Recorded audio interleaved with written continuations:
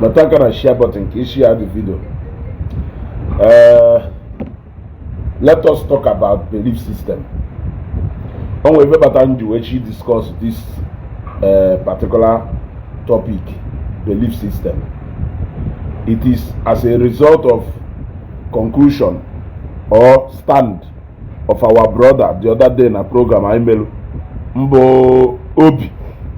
The other na program I made the other day, Obi kept on confusing us with belief system. For example, when we talk about so many things I believe as Christians, on our call that is just belief system, which does not represent the actual fact.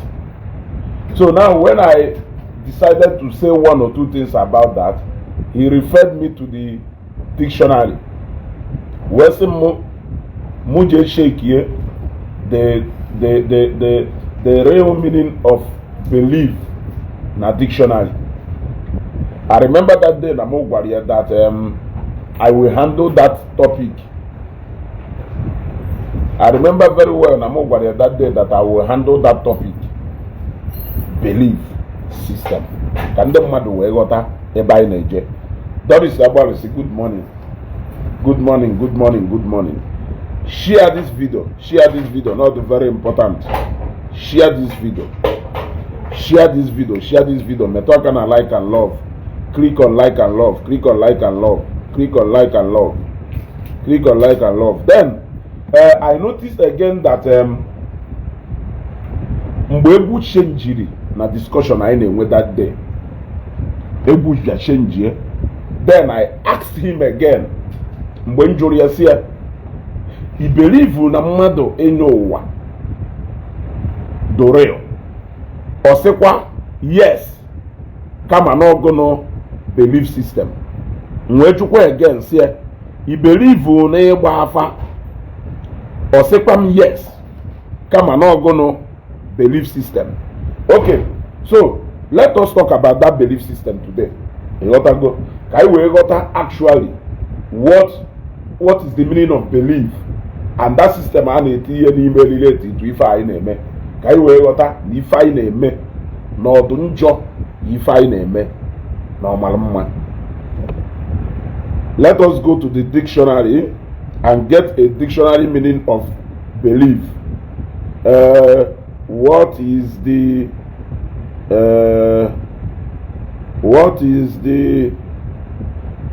meaning of belief? Now, OSCI, now belief means accept that, or maybe accept something, or it means that something is true, especially without proof. That was exactly where he was laying his hands on. Good morning. Good morning. Good morning. I thank you. Dalo. Ebe na ewojaka na that particular day na belief means that we have accepted this. Godwin Chimeze, I greet you, brother. Good morning. Now believe me that we have accepted this. Even by proof. So when we talk about Enyowa, reincarnation, and the Ebafa, he also said that no belief system. Yes, no belief, meaning that he has also accepted that even without proof, none exist. Even though no problem with us accepting Christ, as the only problem with us accepting Christ without having any proof that Christ actually existed. But he doesn't have any problem with him accepting reincarnation, accepting Neba Father real, even when he doesn't have any proof that those things are real. But he believed it, and he believed it without any apology. But the only problem is that we actually believed in Christ. We actually believed that Christ came to came to earth here to die for us, to wash away our sin. That all those things we believe system, which we don't have any proof. Now let us take this thing further. It also said to hold an opinion or to think of something. Like, for example, this is your opinion. This is your opinion. Even though you don't have a proof, but you have maintained this opinion. You have maintained this stand. This is what you think. You ought to go, my brother, good morning. I am watching you from Ghana. Keep doing the good work you are doing. God Almighty, God, we guide you and protect you in Jesus' name. Amen, amen, amen, amen, and thank you. Thank you. You ought to go. So now, I have Google Ife, believe me, no. Our brother Obi not here. I would like Obi to listen very well. And for a lot of you people, they know now everywhere, and shout, belief system, belief system. Let me tell you something. If you want to take it to literal meaning of belief, I will tell you that every single thing we have done in this life, we have always done them because of this belief system in our Kuzilai, in our Choki Imeka Imwoketa. Everything we have ever done, everything we have ever believed in, everything around us that we have ever built our life around is based on this belief system. For example, let me give you a typical example. Afanago Emeka Owewuno Daniel Mutala Emeka Owewuno onye mutara Daniel wu Louis muta Daniel muta Emeka Louis muta Daniel muta Emeka ime onye Louis ewu ime onye Louis ewu akpachaghị anya imitiho Daniel so onye imitiriwo nna ya Emeka kedu ife mere gị iji wee do sure no Louis wu your great grandfather. You were not there when all these things happened. They told you all this and you believed. They told you all this even without proof. You were not there, but you believed. Your lineage from your lineage from the last 10th generations, you don't know any of them. There is none of them. Even some of us meet our grandfather. I did not meet my grandfather. I only grew up knowing my father. So it was my father who told me everything I needed to know about my family lineage. And what did I do? I believed him. I believed him even without seeing, even without having any proof that but what did I do? I believed him. Who made you to believe that were you conscious of the moment you were born in Newi? Were you conscious even when a year, 2 years, 3 years? In how you appeared in Newi and were an indigenous of Newi? If not because of this same belief system you are trying to koala easy because now you believe in Christ. The same way I believe in Christ. We believe in Christ the same way is we believe. Not Daniel. Yes. All the process do between Igbo female, Emoramu, Ngumu grow, where we be Marife, Hanchanine woman, 1 year. You were not part of that process. You are the process itself, but you are not conscious of what all that was happening. And the why in US that's not the mother. Don't forget that some fathers erase go 4 children. Some fathers erase go 4 kids from childhood to their adult stage, only to end up at the end of the day shouting that no brought out their biological father. Yes, some parents erase go mazi from to adult, only to finally discover that no brought out mazia. a lot of women grow n'ihu nne na nna only to grow into adult stage. Mpaya na mmanya nwụọ apụtazie na meeting ụmụnna kọwa ọnụ ewe gwe onye ụdị ụmụrụ ịmakwa na-ekutere gị ekute ọ na ime onye eji ekute na motherless baby. So have you seen? So every single thing we have done in this life, we have done it out of belief. Yes, we have done it out of belief and trust to the person who is giving us that knowledge. Yes, the knowledge ni wonye bo okafo. One man to deal with that knowledge. The knowledge that the men okafo mutalo, even the knowledge that no, this is how your omunna came together and became kindred. You were not there. Most of your fathers were not there. Your great grandfathers were not there when this union was formed. It has been transferred from one generation to another up to your own generation. Now you grew up and you believe that this is how it is because your father transferred that knowledge to you, and you believed it because it was your father who told you that. If that is not belief system, then what is it? Let us go to the system of this worship. You grew up, maybe na parents are gonna go more or na parents are gonna go more, because some of you parents are gonna joker, some of you your grandparents jeroka, some of you your great grandparents jeroka. So meaning go na generation munde go more when ike wuli ebe 5 generations back. Yeah, the system of ibelu share or mmadụ inwe shi or mmadụ inwe arọpụ n'agụ or mmadụ inwe ọfọ or etu esi echukwa ọfọ ngwu. I want to ask you, you getting that knowledge today, is it not still through the belief system? Who told you all that?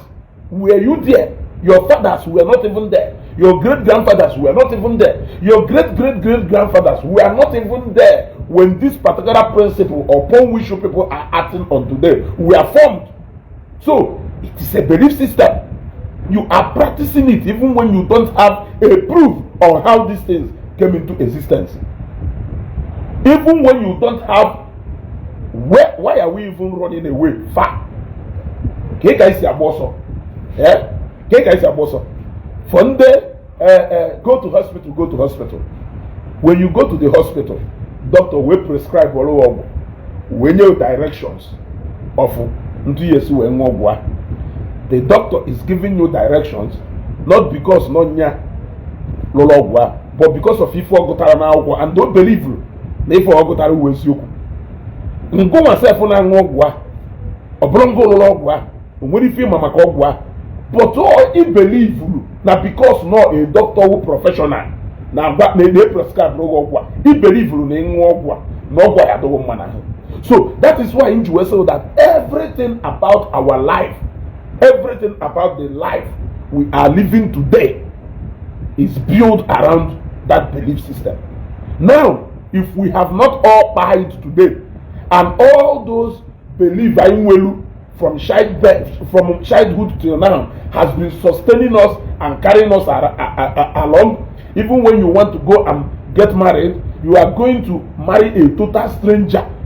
Some of them, you marry anything about their childhood, you don't know anything about their growing up, you only met as an adult, unumwe agreement, then you believe that you are going to raise family with this woman. You believe that you are going to grow old with this woman. And you people continue like that. You trusted this woman and this woman trusted you. Both of you trusted yourselves with your lives. Believe it, and we are talking about a total stranger you have never maybe met anywhere. Are you getting what I'm saying? You trusted yourself to that woman, and this woman will always trust for you. And that belief has carried you people up to 15 years, 20 years of marriage, and nothing has happened. Nothing has happened. So, all that belief system has carried us from childhood. It has sustained our fathers. It has sustained our great grandfathers. It has sustained our great grandfathers up till our generation. We are still growing old with that belief system. What makes you think I am going to do away with mine? And I'm going to do a minute because share this video.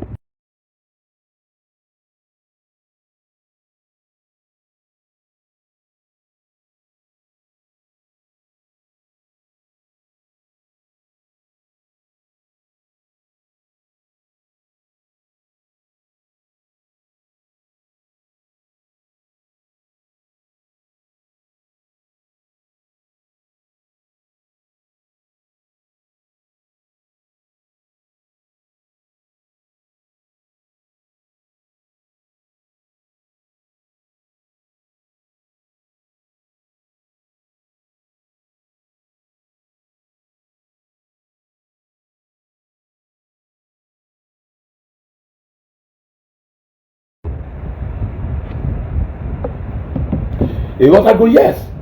Yeah? I am asking you, if that belief has brought us this far, why do you think that we are now going to decide the ones we are going to throw away, and we are now going to choose, since the one you have believed in all this while has been working for you? Why do you think I will do away with my own? Even when you tell people Sony television is better than Philips, Philips is better than this one is better than this one, Samsung is better than iPhone is better than Samsung, you are speaking based on your belief.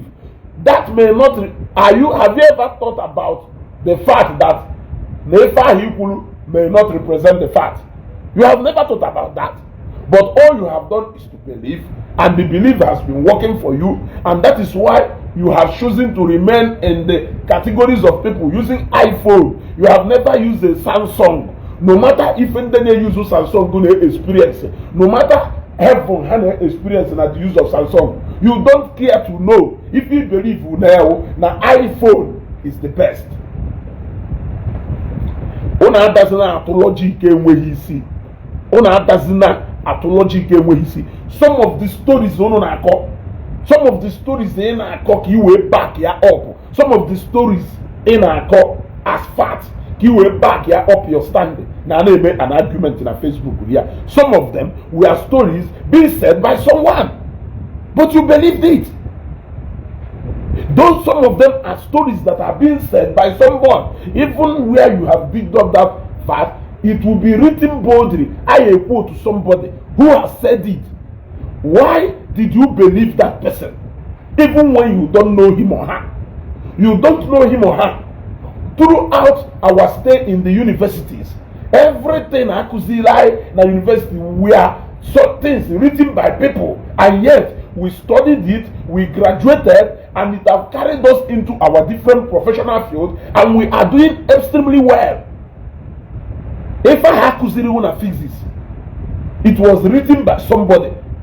So you studied in the university based on an article written by somebody which you believed in. Because if you don't believe in it, you may medicine. Or you believe in those books people do, those findings, those discoveries people made, you will bring it together. We did that how if you don't so much believe in it, especially medicine, you cannot go into the lab. He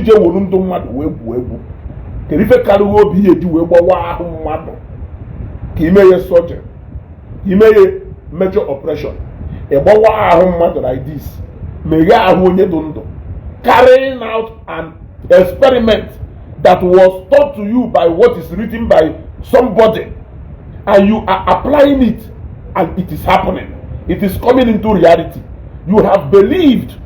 It is simply out of belief. You were not there.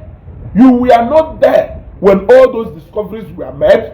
You were not there when all those findings were made. It was simply put together in a book by somebody.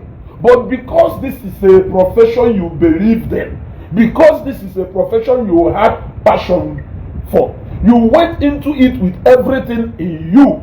You studied it, you came out, you became an expert, you went into the lab, and you were carrying out successful operations here and there. It is still that belief system that carried you from your year one na university to your final year, carried you to youth service, push in a run today, and you are doing extremely well, and you are feeding your family. Oluzieni believe, my God. Oluziena faith in God. Belief system. Are you not aware? Let me ask you. Are you not aware that telling me not to believe in Jesus Christ because it is a belief system concocted by someone? Don't you know that existence or the origin of your father or your grandfather might be the same as that of Jesus Christ? I'm asking you. Were you there when your father was born? I wasn't there when Jesus Christ was born either. But let's go, with all due respect, it was practicalized before using it, and that means it's realistic. We are still saying the same thing. For people like us, who believed in Jesus Christ, who says we have not put him to test and it has worked for us. I am asking you, for people like us who believe in Jesus Christ, who says we have not tested him, we have not put him to test one way or the other, and he has responded, he has answered us. That is why we strongly still believe in him. If a man every Sunday, Akwa can worship somebody, do you think that it is not just something some people wake up to? No. In fact, let me tell you, in this generation, you can hardly see people who still go to church because it was their parents who baptized them in Catholic or Anglican church. No. In this our generation, you will see somebody in an Anglican church going to Pentecostal church. That is his decision. That is where he has found salvation. You will see somebody born into Anglican going to Catholic church. You want to go? Here from what I carry on Anglican church. Also not deeper life on not deeper life one way buffalo light. And this also nya reason will happen Anglican church given a deeper life. So, a percentage of people that still go to church today, about 60% or 70%, they church because of their personal encounter and strong belief, not that same one being transferred to them by their parents. So that is something that you don't understand. If Oboro do 18 years, do 15 years, can go out of their way to start going to bed Wadibia, to start going to bed SY, doing all manner of things just to make sure that they have survival. What makes you think that now somebody can a joker because that is not true. The moment the mother grow into adulthood, you begin to look out for yourself. And when you are looking out for yourself, you are also looking for that spiritual backings. You are looking for solution. You are looking for progress. So it is no more na parents go mwele unuka no nya pata ni jejoka or parents go kojewe na kenwa dibia kerifi jijewe na kenwa dibia parents go na ejoka itonite ichoba nkeru mgbe ahụ ichobalu nkeru your leg started taking you into benwa dibia base nwanyị ebe a na-achụ aja or parents go nwulu mwenye go kwalu je benwa dibia. No, it is your own desire. It is your own desire to seek for either salvation, to seek for either breakthrough, to seek for either deliverance in what people around you don't even know. Because some of us now today, natural solutions, spiritual solutions to the problem we knew how we created for ourselves. Let me tell you, we are looking for the problem we knew how we created it for ourselves. Some people in our phone are just a solution and say, no, don't go to this way. They know the origin of that problem. They know the origin of that problem. That is why Nandosha Nemeka Hahegelunte because na farm we be milisi we gba no opi ugbogoro manango amaro. In all this argument and fight, why not we all come together and focus attention to our government who are God? We can see.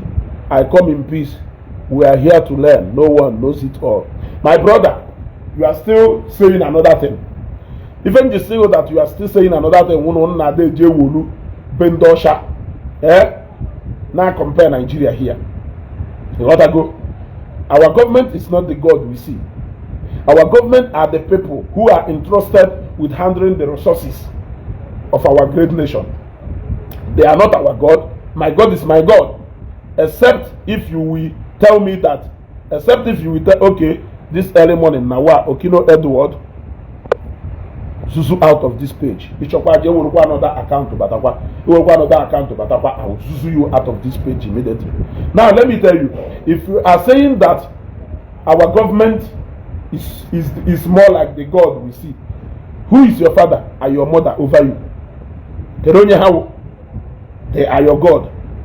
All on amputation need only need 50,000. There were 50,000. Can even I am your God, according to preaching and so we will end up having God here and there, scattered everywhere. They are all God. Your government is not your God. Your government is not your God, but they hold to an extent some responsibilities that is going to make life more easy for you. But unfortunately, the solutions some people are seeking is not that which you are thinking. A lot of people are not even seeking for financial breakthrough. They are not seeking for material things. What they are seeking for is actually more than material things. Because some of them will houses scattered in different locations that you can be dreaming to have. Some of them have large sums of money stuck in their bank account. Some of them are people that the community or this country or the state in Atuebu.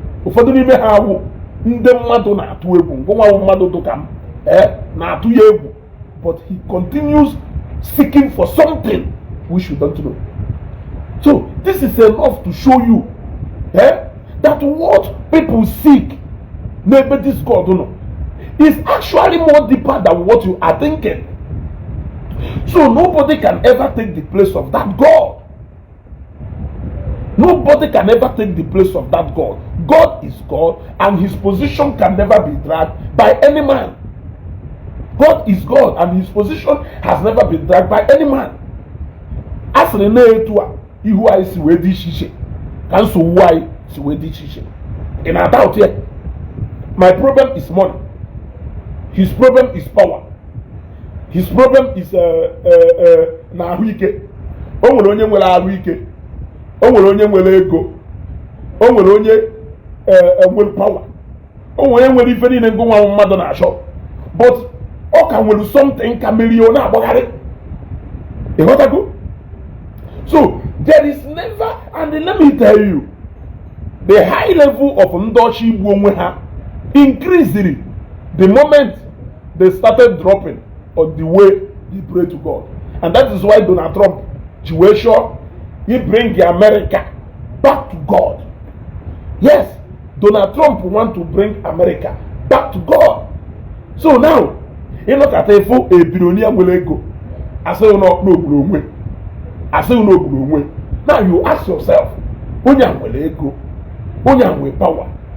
Unyang, in fact, Unyang command more than 5,000 people with the different 5,000 programs working for him. There, Olilanya ha we born of all. Can if we keep Unyang will keep Jinokata, Buomwe, a musician or do depressed. Now, that is where you know where that God comes into play. That is where you know where that God. There are some problems some mother yafu in this life.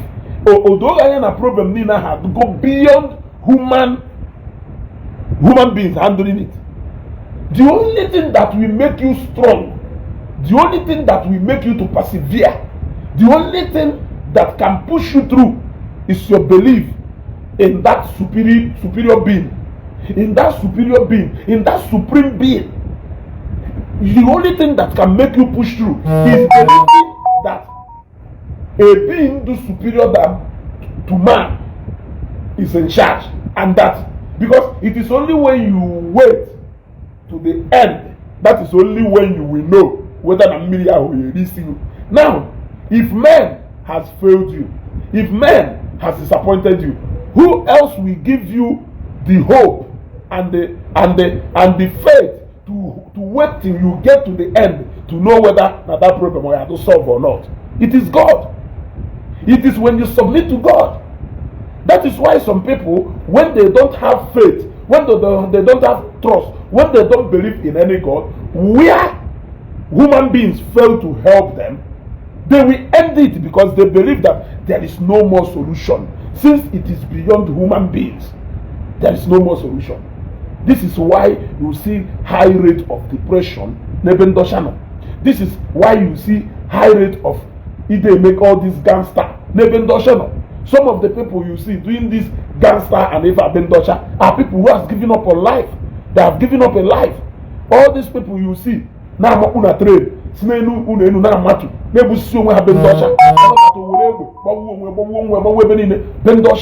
All those people are those who believe in man. When man has disappointed them, they will refuse to believe that there is still one person who cannot disappoint them, which is God.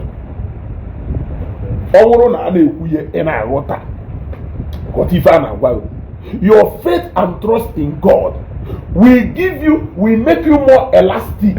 It will give you more. In fact, it will add more confidence to you, even when man has failed. Yes, even when man has failed. I don't know if you are getting me.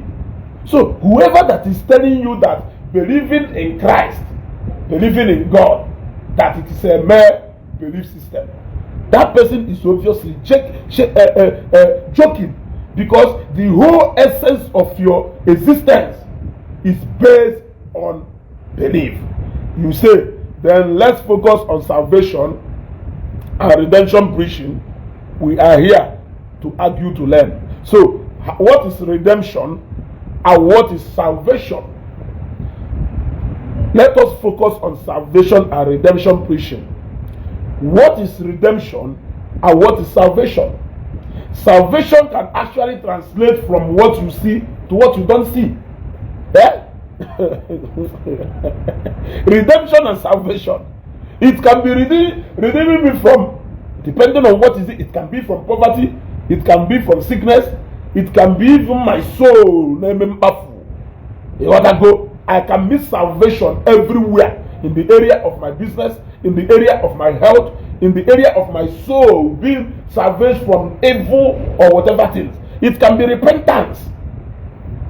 So, why are people making it look like this salvation and redemption message has to be restricted to some certain things?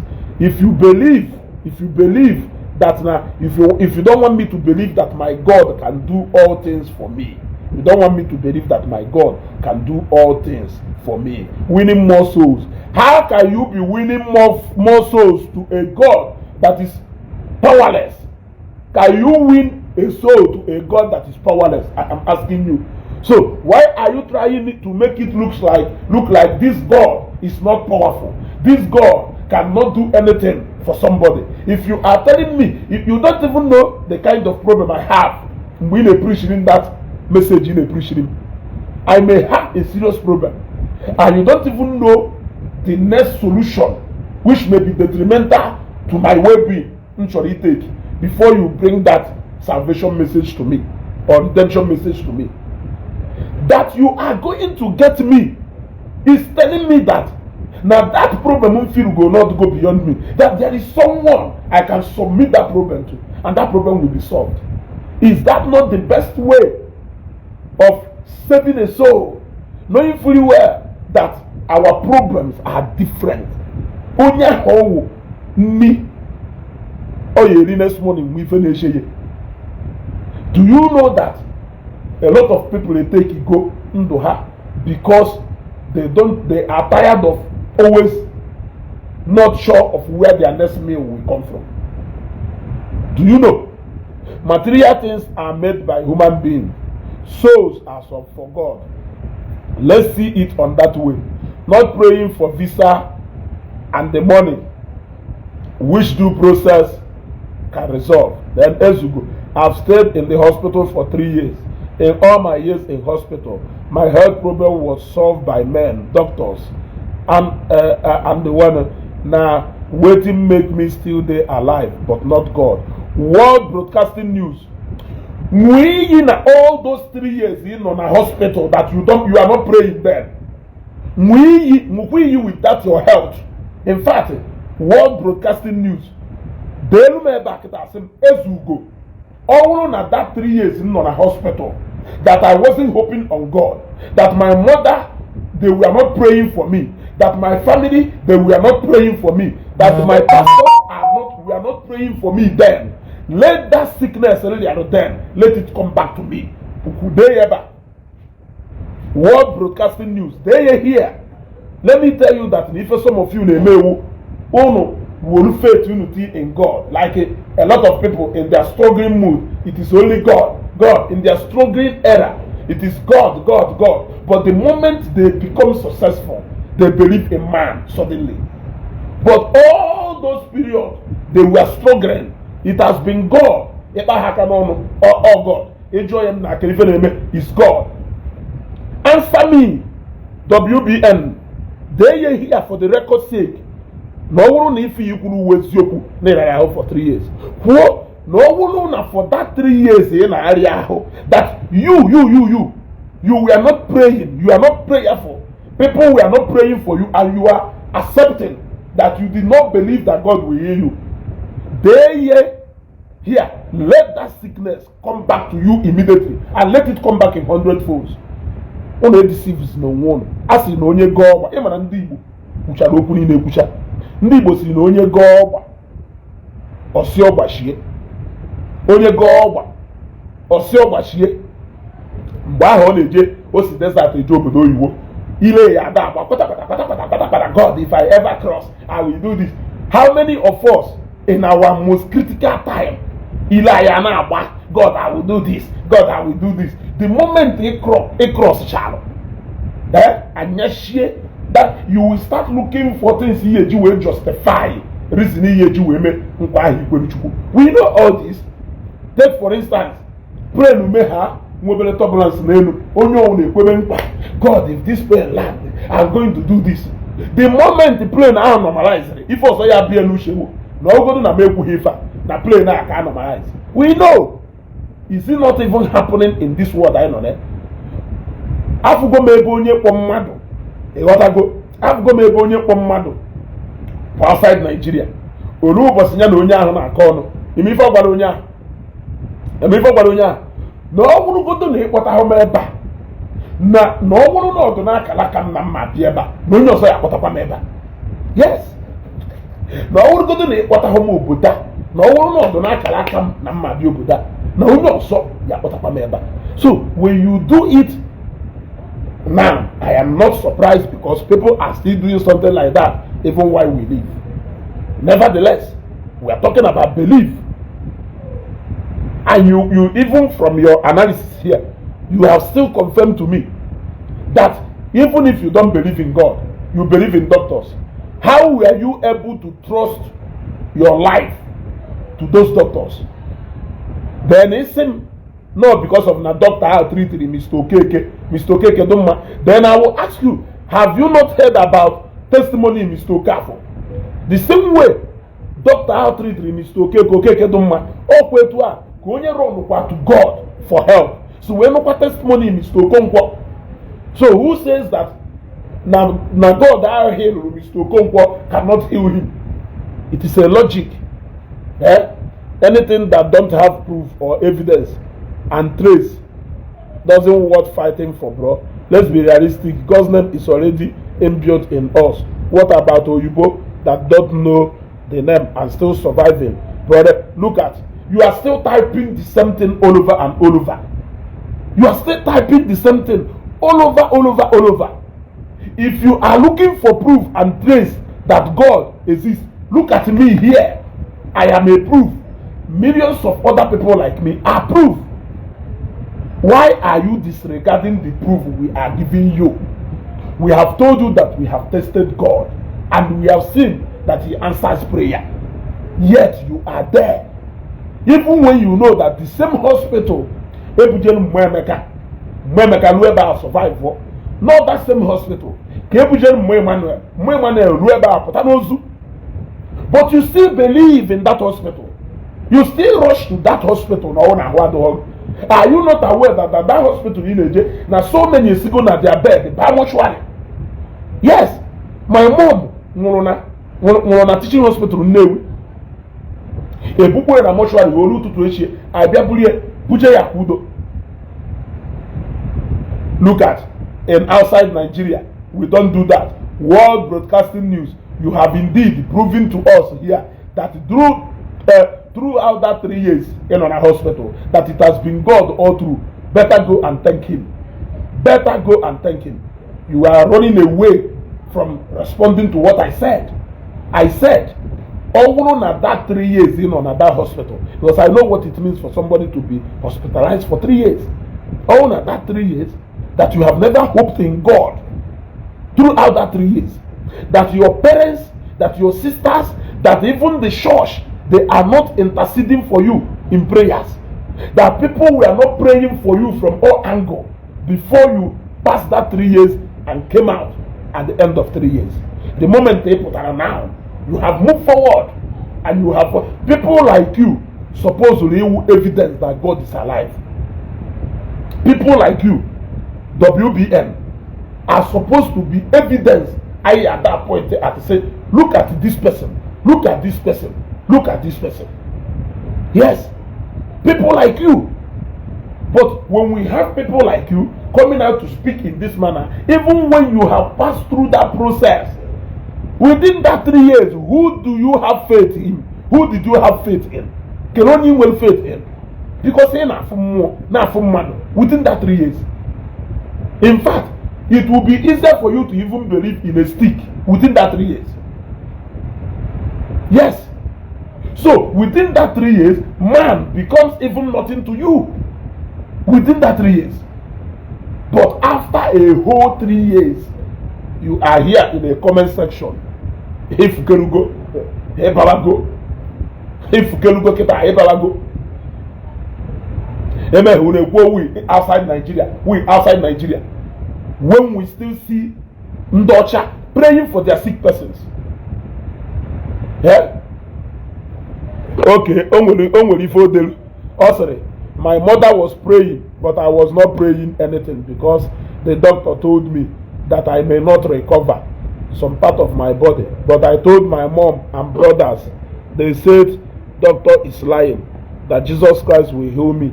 And I laughed at her, and today I still have that problem with me. Which problem do you have with you? Which problem do you have with you? Which problem do you have with you, my brother? I asked you a simple question. That is not what you have answered me. So your mom was praying for you.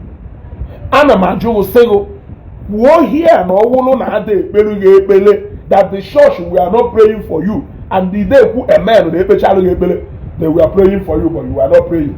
Wo here no wono na ade pelu and they accept that prayer and pelu umba. Ke fa melu umba happen na hospital for 3 years. Let it come back to you times 100. You cannot tell them logic. Ring. Even when I hear video to me, you cannot go to the I have a tago ring. You have to see a kind of walk. You cannot call them go to the even I call them my mama was praying, but I was not praying. Was I there to know that you were not praying? If I am going to work it out, why are we here? I'm not that Nani rule out everything about prayer many years ago. Some people still fear God. Some people indeed still fear God. So in this generation, how can we youth like this who still fear God? They still fear God. Even for me to leave my house today and enter a public transport to Newi, coming back, it is out of a belief that I will go and come back. You don't have any proof that you will go and come back because many people you know have ended it up on that road. But you still believe that you will go despite knowing that na mistake for una bini ko accident, despite knowing na nwokeke una saba ka will accident, despite knowing GUO transport you still believe that you are not the same with that person, that you will go and come back. Do you have any proof that you will go and come back? Motor on go service here, on go driver na that motor. A Urugoto driver. Do you know what will happen on the road? Go on about plane. Have you not heard about stories that happens to people about plane? Why do you believe that na destination that you will get to that place, even when you know what is the proof in will? If the proof in will is because you know that some people has gone to that place and come back, I will ask you, what of those people that did not even reach, or those people who reached but they could not come back? I am asking you. So if you want to judge, no one in the church, no one even name, what of those people in the church and they are getting solution? What of those people that are going to church? I have listened to testimonies of people and I have known that God is alive. I know that God is alive. Yes, I know that there is God. Yes. You see, if his mother was praying for him then, it means that his mother is standing on a gap for him, and God can use anyone to help him. My sister Kamaka, Happy World Broadcasting News. These guys are just deceiving people. Look, let me tell you, some of these guys in Ekwifa, in Zion today, and they are not stopping them from going to Zion because they know that they are going to Zion to intercede on their behalf. Some of these guys in Ekwifa, if you go and look for where their wives are now, their wives will hand on a OPM, or hand on a Kembaka, or hand on a churches all over. Yes, interceding and standing in the gap for them. So, based on what we have read about belief, even here I am, I can recommend something for you. Even without proof, you will believe in that because you trust in me. You have confidence in me. You have confidence in me. So why is it that not the only place, even let me tell you, for only China, to give you goods on credit, it is because now that Chinese man believes in you, even without having proof that you will deliver that money. Yes, even with that, he can only have proof he will deliver that money when he gives you that goods on credit and you pay. The fact that you have been doing business with him for 5 years without him giving you credit is not a proof that when he gives you credit that you will pay. Rather, he can look at the business relationship gonna enjoy go for 5 years, which he has never given you credit facility. Test that credit facility can they put to test for the first time. He believes that you will deliver. He doesn't have any proof that you will deliver. It is only when you deliver that you will have a proof, which that proof cannot even be sustained. So, what is all this proof? Yeah? What is all this proof? Can you prove to me today that Mecca, your grandfather, can you give me the proof? Can you give me the proof? Eshogodi here provide the proof. But do you know that that is still not the proof? That not that man follow your father. Do you know? Do you know that Eshogodi Google say the man, your grandfather? If that is still not a proof that man, no, only your father. But you believed every day, my ancestors, my root. How do you even know that you are part of that root? How do you know that even the land you are staying in today is the land of your ancestors? How do you know? You don't know, but you believed. Believing without proving is enough for you. But you don't want us to do. Jesus. You wanted Ezugo to be present about Jesus. And you wanted me to be present.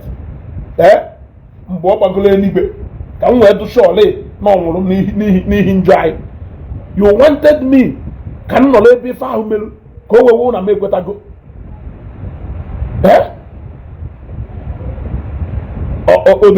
So my mother was standing on a gap, which means I suppose they're strong. But we all the standing, look, how can they done all that? My brother, I cannot reply to you again on this. I have given you a challenge and you are running away from that challenge. You are scared of something.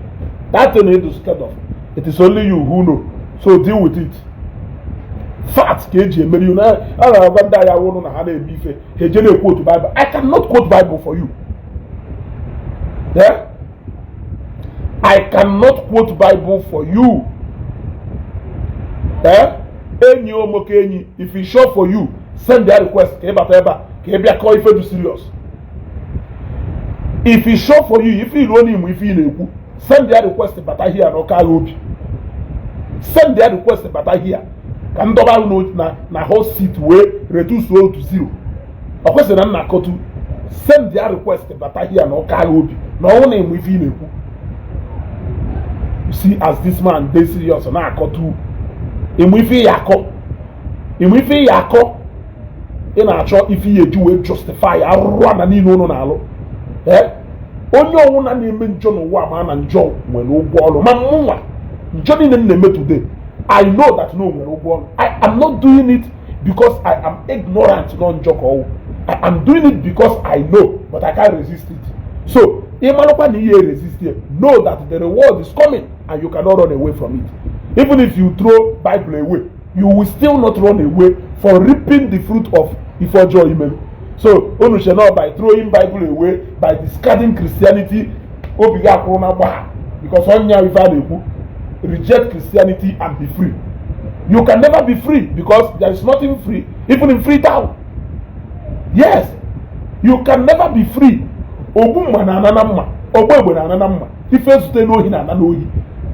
Yes, so when we do all these things, let us not think that by discarding Bible, by throwing away Christianity, that we are now free to live in a free world where you will do something in war without any repercussion or without any reward. Yes, it is not just about your soul going to eternity. It is also by even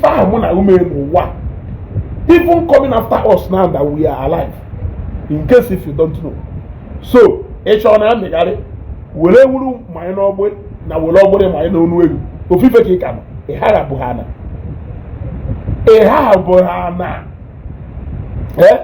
ana m like kunu mashiam eso mu na ekwu otu Bible. I am not a pastor. Yes, for put a say na Bible ku na Genesis chapter 1. I don't do that. I tell you based on fact and reality which we see in our everyday life. So, all nation can call interest with Jesus aside from Nkakola ya call money ya call metu Daniel Nanayo si wewulu onye Orifte. Number 1, how did he end up in Orifte? Kelonye Moria, were you there? Can you confirm all those? Was it not people who told you? Sad enough that our anybody know within the last 10th generation cannot do today. So I can tell you that your great grandfather kogide some of you self, even your father or your mother anorozindo, my mother anorozindo, my father cannot. My mother anorozindo, but my father cannot. But so the story now is there for them to tell their children. If now that children they are not witness to all this. They are only believing in what you, their father, is telling them. Yes, they are only believing in what you, their father, is telling them. Their father, no na blonduru ago, no si okay titi webia. If also kolu madu ni no na abatobi na family na agwafa no nduru ago kolu originally. Ina kakoko. If ina call story. Now, if you can believe the lineage story your father, why are you running away from that Christianity? That ancestors only call by virtue of who being your father or your mother, somebody buried at that lineage. protect their ancestors. Now, why are you going to believe every single thing about stories that you were not there? What if he has lied to you? What if he has lied to you? What if actually he doesn't hold any lineage with that family? What if? What if? Now, that is why no further today. I know that but I'm telling you some stories he grew up with. Then at the end of the day, he made a shop with that. But you believed because of somebody here. You believed. So the same way your parents is now a member of this lineage. That is the same way we were more in Christ Jesus.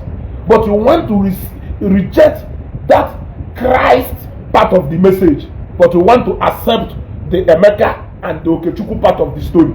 Who told you that the Emeka and the Okechukwu that are even real? Who told you? Who told you? Was he not the same man who you have through the door of Christianity back to his face, thinking that you know more than him? It was him.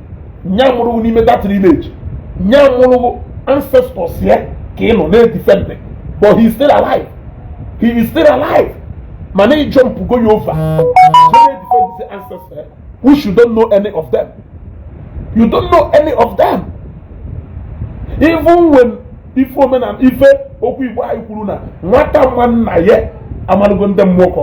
you still do even in now away running after people that you don't know.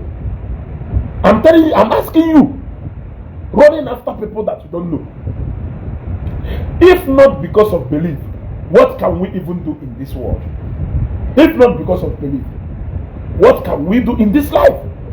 You believe all the articles that Chinua Achebe wrote in a book.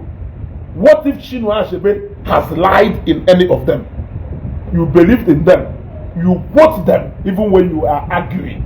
You quote Chinua Achebe in his book. Don't forget that people who analyze that book and use it to engage in somewhere, they always quote or make reference to the one who holds that version of the story. They will tell you, according to Chinua Achebe's things fall apart. They always in those stories Chinua Achebe did.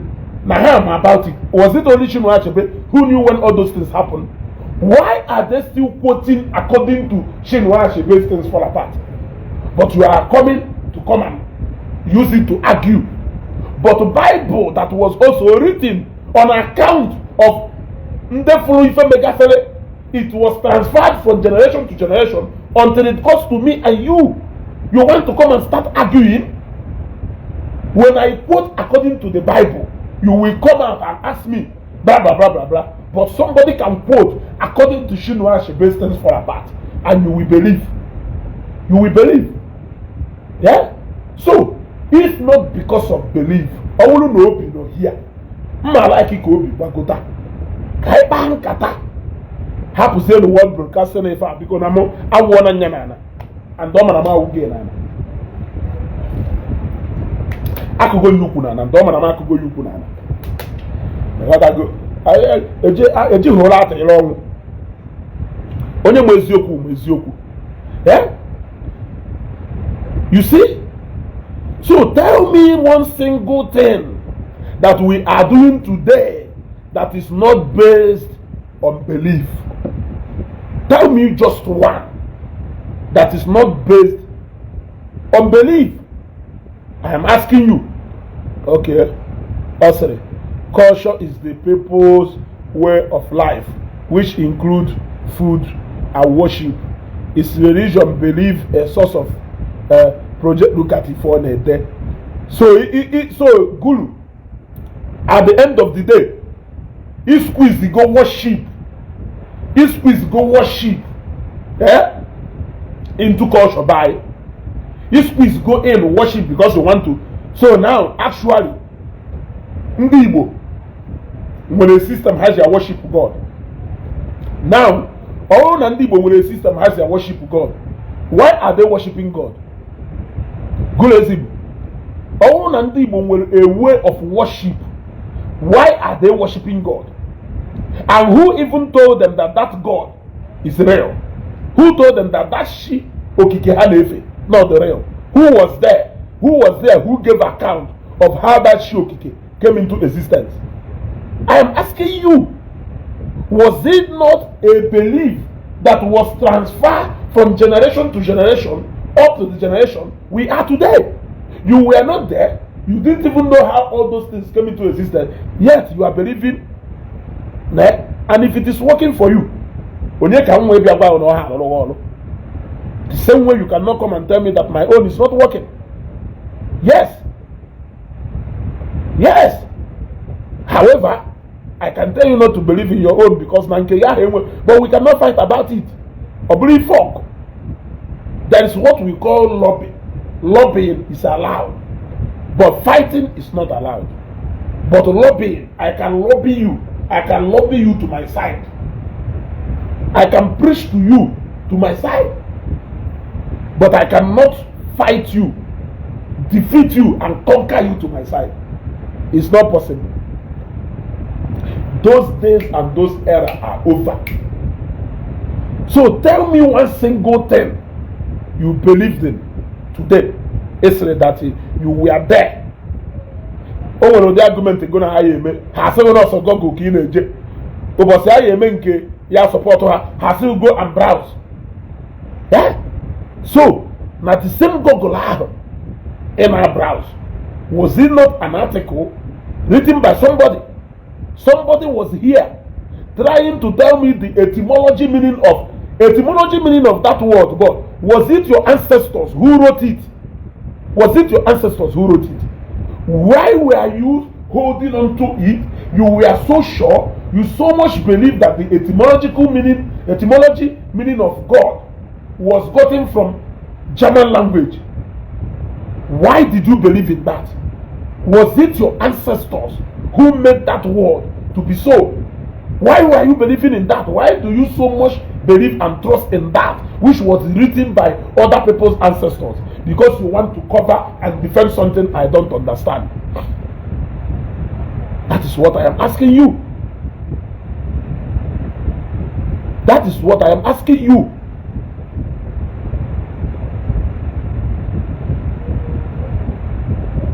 Go lazy, but I ask a simple question. Say, why are people worshiping God?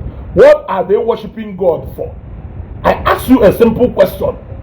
And Igbo, when their God and the way they worship their God, what message do you have for Matthias, who says that there is no God, that man is God to man? If you can't answer it in the comment section here, then you are wasting your time here. You cannot go on and keep contradicting yourselves. You cannot go on and keep confusing yourselves simply because you are all against Christianity and the spirituality that comes from it. We deny the powerless, the useless. Because that is what you are saying. By saying that what it means that Nangoma work Abraham. Yes, you will end up proving that Nanonya Abraham, only to come back and see that you have only confirmed to people that Nangoma no Abraham. You will now have all the time to start explaining to people. No one Namponya Umoke, Ngoma Umoke, Kerifi Yejise na Abraham, Ngoma Abraham. That is what you will end up coming back to come and explain. So, explain to people water. You were part of the message of Matthias that said that there is no God anywhere. Well, how can I worship a God that is powerless? If that God cannot do anything for me extra from what human being can do for me, why can't I go and worship my fellow human being? Why would I be worshiping that God? Why would I be wasting time worshiping a God that cannot do anything for me? Is he just a ceremonious God that is so powerless that he can't do anything for me? Yes. So where Quebec's slogan, man is God to man, is where did that slogan come out? So there is God. Actually, there is God after all. There is God after all. Man is not God after all. For the sake of Christianity, you people will destroy everything that makes you an Igbo. You will destroy everything Mela and Igbo Juwewola and Igbo because you want to fight Christianity. Yes, because you want to fight Christianity. You will end up losing your own house to the floor, trying to lose another person's house. By the time you are done dismantling another person's house, you will only come back to start rebuilding your own house. Because your own house, wisdom is profitable to direct. If you're in a big area, I asked you, generation how many can you prove any of them? Can you prove any of them? If not because you believe. You believe. You were told when you were born.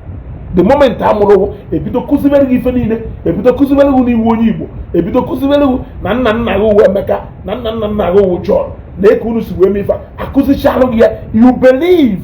You were not there. You cannot prove it. You cannot prove it. As you prove we kita, you will keep calling names the same way I will say I prove the Bible. We will keep calling names. Now those people ain't not their names. How many of them can alive today? I'm asking you. As a matter of fact, those generation of our people, we can refer to those generations of people making up stories into the Bible. They were all nowhere to be found today. They are all gone. They are all gone. So, if you are trying to prove the story of the Bible wrong, you are trying to prove your existence as an Igbo man wrong. I don't know if you are getting what I am saying. Yes, if you are getting what I am saying. Omolo make it argument they say na chukwu kere uwu nnewu according to ife nwa tayezi nọ na Ghana kwuru. You were happy thinking that na ife that guy na-ekwu is only aiming to Christianity as a religion. Little came that while celebrating that small boy that know an epitome of wisdom, you even use him to insult a man of 90-something years. Little came that you are also dismantling the remaining religious practice. You are dismantling them more. So if you want to be objective in your argument, you can be objective. That is why you cannot say that Nezu gonna contradict you. Hear me. I am not speaking out of emotion. If I am speaking out of emotion, since you went on at this Facebook, oh you went over saying, Manezu give Ulifa. Why is you kunkata? Why they were born? Why don't you want most on our wall? No kunka. But that who was up? Why? That guy, that small boy, sorry. No one in fact to Konya Keruye, no one Keruye woman and bed, not Hamuria, or not Koreaka. Manaso the broadcaster, including Unguma, in answering that everybody will go to far. Why can't you be objective and tell us that you are defending the God of your ancestors? By defending the God of your ancestors, you believe God that name with spiritual powers. He believe that spirituality exists. By defending the God of your ancestors, he believe God will have capacity to do things that human beings cannot do. Are you getting me? That God will power to do what human beings cannot do, and that is why they are worshiping him as God. Are you getting what I'm saying? But because you want to prove to us that na God that highly capable of doing something, why can't you reject him and his powers? Go again in Dosha. Why God of your ancestors when now the powerful God? Why can you not make your argument to be straight like that? So, I wouldn't believe you. If that small boy na Ghana kurumba that no one can hear wouldn't there. Kelonye shi okike abiyama hi na-ekperu n'afa Chukwu okike abiyama. Onye ka chi ahụ kere? Onye ka chi ahụ kere? Chukwu okike abiyama. Shi ukwu, onye wu shi ukwu a? Kelonye nke wu shi nta sere? Ka ibido wit onye wu shi nta. Onye ni wu shi ukwu. Kelonye wu shi nta? everybody nwere shie, everybody nwere shie. Kelu shi dị ife ahụ onye ọna nwere. Ọnwụ nọ nne m na nna m mụrụ. They become my God according to that small God. So you people will go and start covering and defending a lot of things that at the end of the day you will have a lot to explain, no evidence. You will have a lot of the argument is supposed to be it is supposed to be between two people. Ancestors but in the bid to tell us, brother, you keep now at the end of the day. Is that not how? Is that not how Obi Siwes say name anything to spirituality? In fact, also name God. I wager I was here. Kelebe solu mmadụ na-eje na ọnwụ. Ọ sị na onye nwụọ mkpụrụ obi ya elelisia na nini na onwere ebe mkpụrụ obi ya na-eje. E wee jụzie ya, do you believe in reincarnation? Ọ sị yes. Message una dị solo. If you believe in reincarnation, how can a soul no nini mekasia? How can it reincarnate? You see, a line of argument we follow. It's not just straight. It's more like somebody put something note. Man, we phone it, no one other thing. Are you sure you if I hit note? What if I think I hit it? No, I can carry it, no other add it all. Doesn't add up anywhere. So, this belief, everything, belief system, without knowing that everything, every single thing, every single essence of our existence is based on belief. If it has sustained us till today, why will we stop believing today? Yeah? Why do you want us to stop believing today?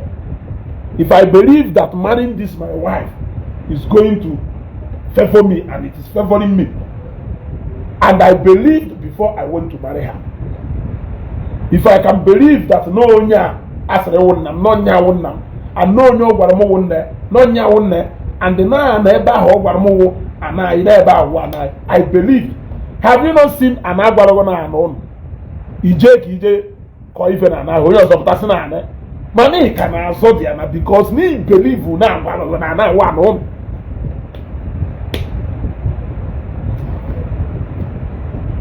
Belief system. Believing something, accepting something, having faith in something, even when there is no proof. Or, not even when it has not been proven. Rather, yeah? What if we have proofs? All of us who believe in Jesus Christ, we have proof, but that proof is what we are not accepting. We all have shared testimonies which you either term arrange or you term it not mad to marry, or you look for a way to tell us that no, not mad to marry. The blind thing you can do is to believe that there is no spiritual part of this life. I've explained this thing before. If you think that life is more physical than spiritual, why do people buy? If you feel that life is more spiritual than physical, is more physical than spiritual, why do people buy? I am asking you. What do more today? Or this physical body now? God, that one who didn't make that for you now. I am asking you. Sanya. Obro na madu more today. Or this physical body in a fire transcend. Ko nka do ni me edafanya. Yet nka do ni me edafanya. When you marry this body, or you have to function. Without it, this hand, this head, this leg cannot move. Kelife iyejika sukelana as somebody who nekume can you put that there is nothing spiritual about this life. Owulo name anything spiritual about this life. Mmadu nwo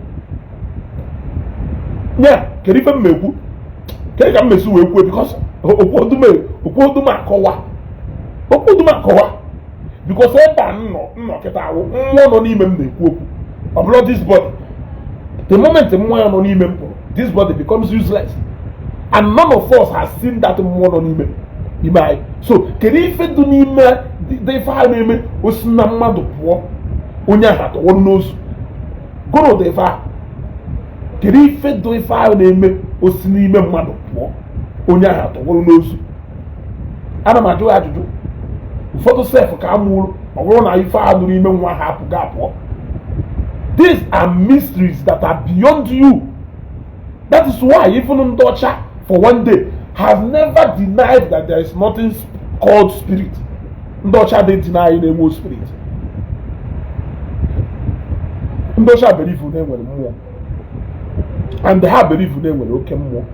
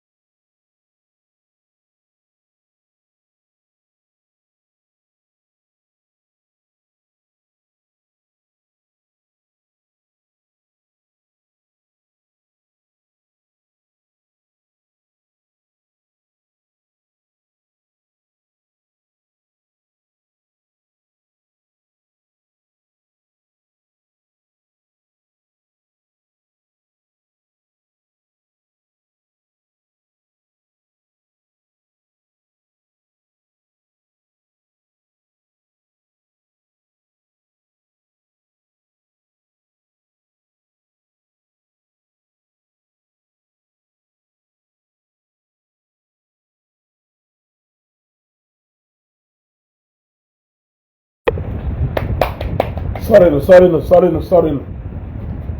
You understand? Buying is when the spirit leaves the body. Do you believe in God or gods?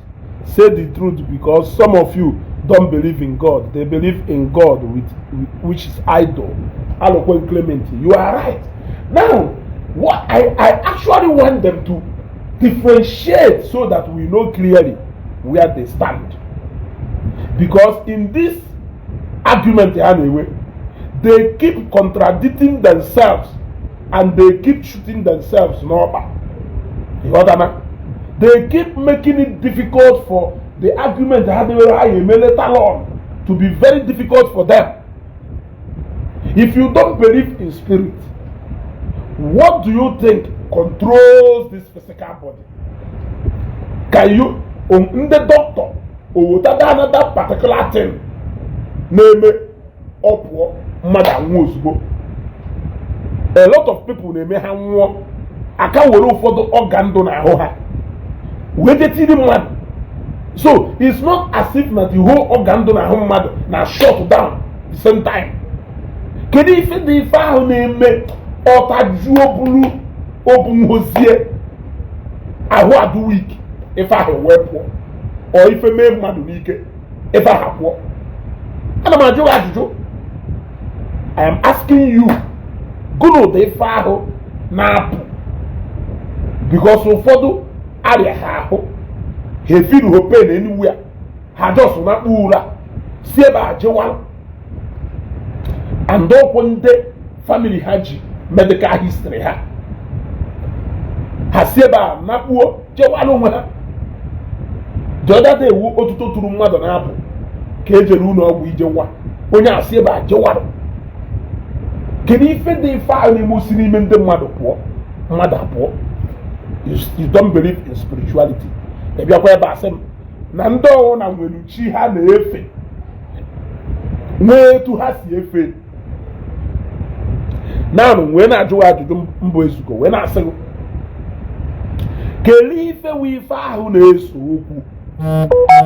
Ife na-eso okwu ọ shinda na-ekpelu na shinda na-ekpelu ka ọ nọ na ife na-eso okwu na-enweghị otu enishi atọl.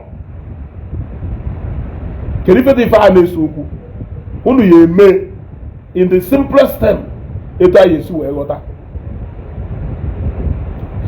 Ana m eche ka mmadụ na obi o nwere ike ịbịanwu dispute ife na-ekwu based on this belief. Based on belief. Ka m wee mara na o nwere any single thing and any single simple thing anyị na-eme in this life that is not based on belief.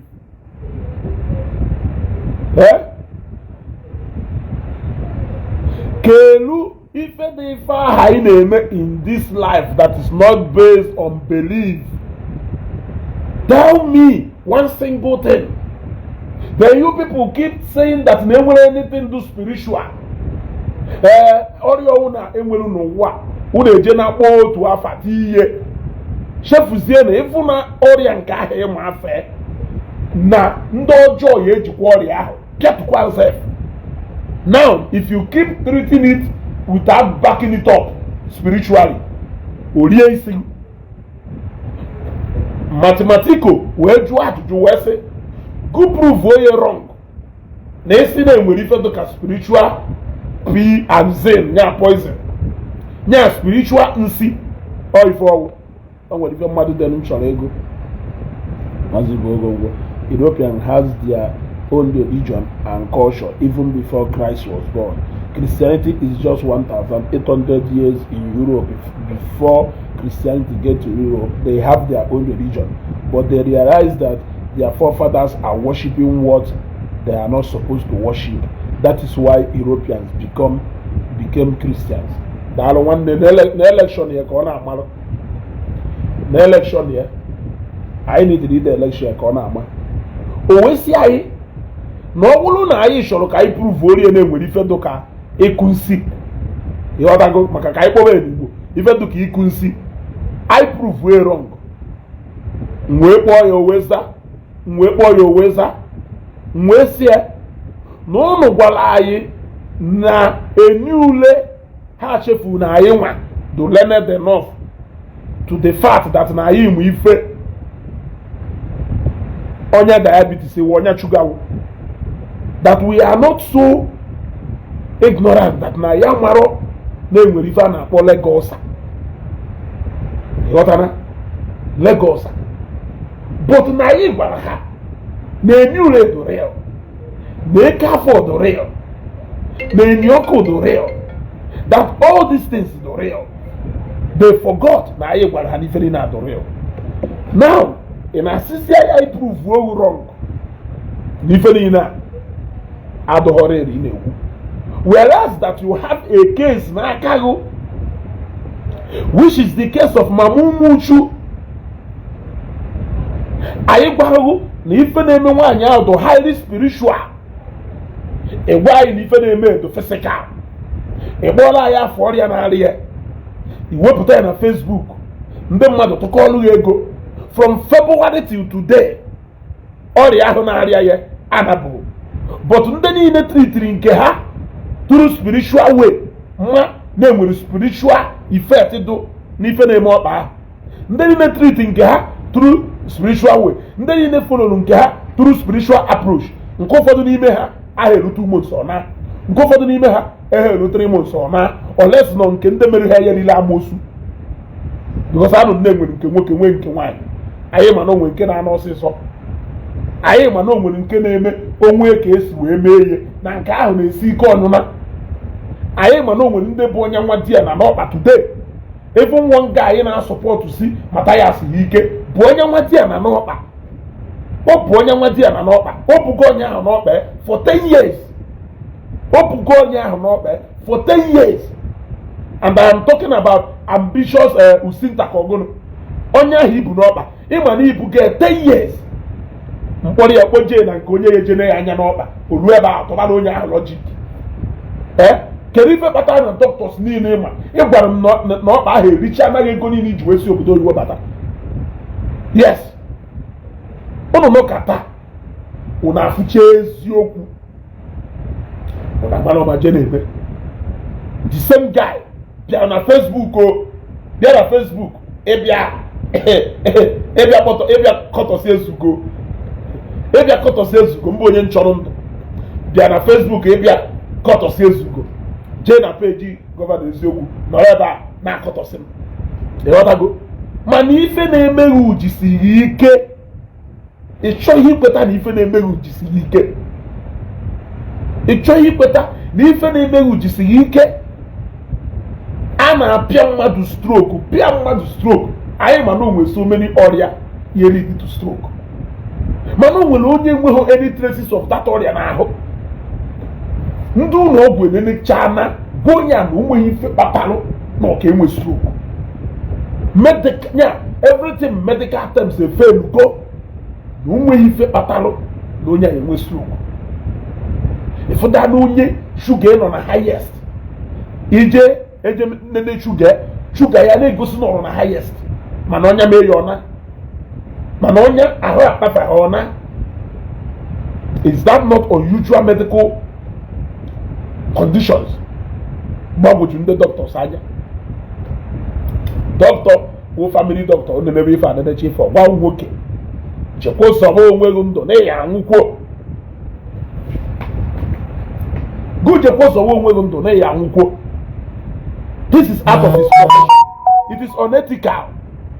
But ọfụgụ n'anya ọgwaghị nwoke chekwa sọrọ onwe gị ndụ na ya anwụkwuo. It is 10 months since they started handling the case of Mama Umuchu. Report on the condition of that woman. Kaimalo no si go through medical approach. We go one ya koduma. Ndala. Ono ya machi zuku maro mane bugari chisi. Gulu esi Igbo ajụrụ ngo oge unu pikiri the issue of Mama Umuchu. Ịpụtara na-enyegharị mkpọtụ ebe niile. Wee jụọ ya ajụjụ wee sị gị unu agwụgo Mama Umuchu taa tụrụ hospital unu kpọjerie. Ọkwa enyule nwere afa unu kpọrọ afa amanụsị na ultrasound macology makogono ka unu kpọrọ ya. Unu agwụgo tụrụ hospital unu kpọjerie. It is 10 months since you people took Mama Umuchu to hospital. It is heading to 11 months. Does it mean that for that 11 months onwebụghị any medical means unu jinarị wee restore nwaanyị ahụ to condition ọkpa ya ha dry ya up?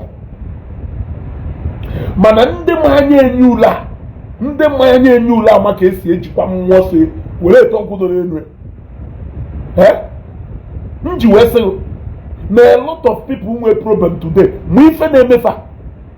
So sometimes ị na-agwa ha jee ebe dị otu a ha ya eneweghị ndụ. She's recovering very well. Gosi anyị picture ya we want to see.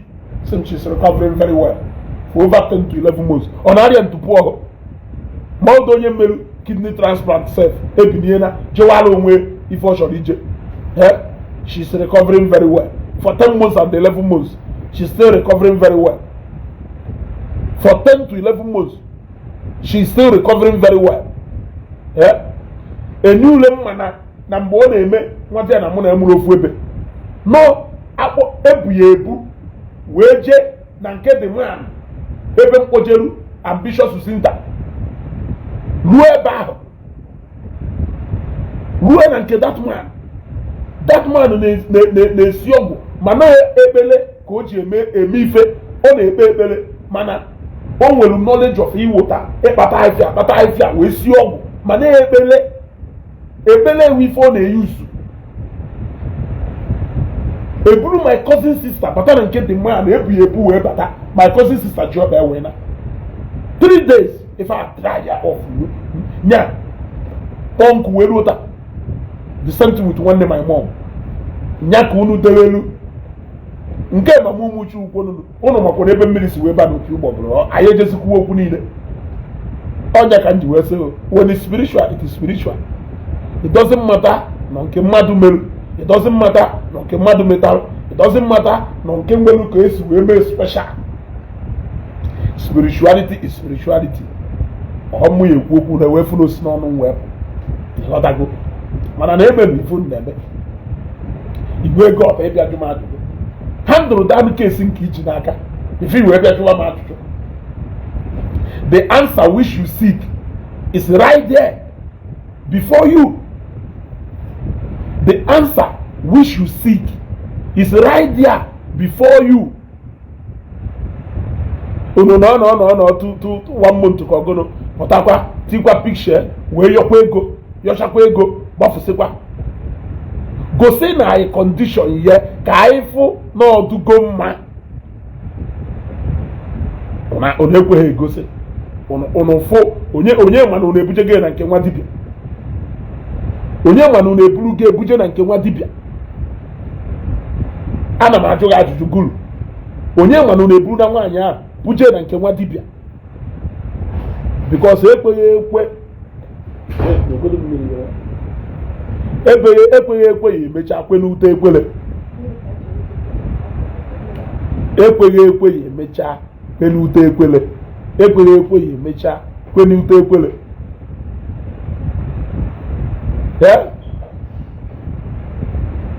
a na-agbagharị eche nnọọ ka unu weruzie tritmenti ahụ ekweghị enye nwaanyị ahụ maka o nwere tritmenti unu ma na ndị dọkịta nye ha n'ọkpa ya ọ na and unu na-ekwu steady na ọrịa niile nwere ọ sịrị the umuchi woman is recovering well. Oga anyị gwara gosi anyị vidio nwaanyị umuchu, let us see the condition. She is still recovering very well for over 10 to 11 months. Anyị sure ka igosi anyị that woman ka anyị fụ ife dị iche na condition ye before unu kpara ya aka na condition nyo kịta unu kpaje ya aka. Is 10 to 11 months not such a long time that unu yenyekwa people update. I thought you wanted to prove us wrong by picking interest in that woman. I thought you wanted to prove us wrong. Why can't you prove us wrong that no more anything do spiritual about that woman? Prove us wrong that no more anything do spiritual about that woman. You can't do that. Yet they can actually somebody never anything to get spiritual power. But you have a spiritual case in your hand and you are failing to handle it in a physical way. And you are coming to say, ask me a question. You have a spiritual case, you are failing to handle it physically. You are still coming back to me. If it's a case, you are also. Every case, so that the least case. If it's a cases, you are also. If it's cases, you are also.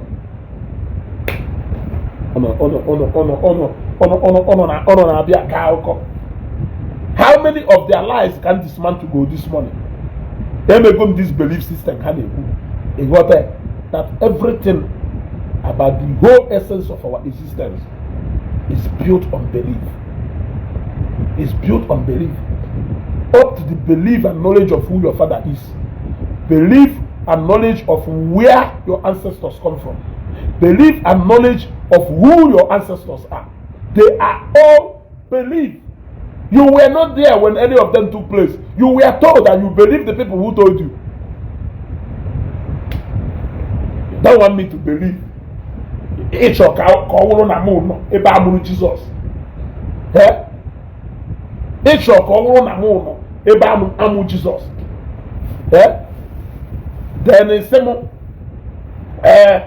na at least look at your ancestors so natural na ndeni na wherever na force their ancestors. Onye gwalo, who told you that? Kele onye gwalo gị fa ka na ajụgo. Kele onye gwalo gị fa. Who told you that? Your ancestors supposedly equivalent to ancestors ndị a nọ na Bible fancha niile ọdụ ndụ ka ndị British ji Bible wee bịa. O nwere ebe ifuru England, o nwere ebe ifuru London ndụ na Bible. Why must it be Egypt, Jerusalem and ụfọdụ obodo ahụ? Why must it be such obodo gasị? Ana m ajụ ajụjụ. Then ngụnwa na-achọzi ụfọdụ obodo nwee ka o si wee dụ. Ngụnwa na-achọzi ụfọdụ obodo nwee ka o si wee dụ. Are you aware that na o nwere mgbe olu na Nigeria a create kwuo new state? Are you aware na o nwere mgbe South Eastern Nigeria niile nwere one governor? Before emesha wee divide si ya ndị ọna wee nọrịsiere onwe ha. Are you aware? I don't need to tell you what happened in those places. The fact still remains. Now you will traces of Ifeanyi. We have trace. We can trace it. J-Pack now one of those places the other day, and he went there and he saw. Also called good one all those things. Now artificially those is here. Who know Naga? Who knows she and Naga? For the moon over the cigarette here. Etu I can now well. But he does cigarette there. Happy for history's sake. Ebe mo kunu ezai jebe aba Nigeria ife nnewi ịbata ebe a ifu unu ochie nna ha lụrụ ife nnewi lụrụ unu enu ya like this dosikwa unu ochie nna ha lụrụ tikọ ya ụmako ọhọ nna ya tiri ya ụmako mana nyenwa tisiri ya ụmako. So that is preserving that history.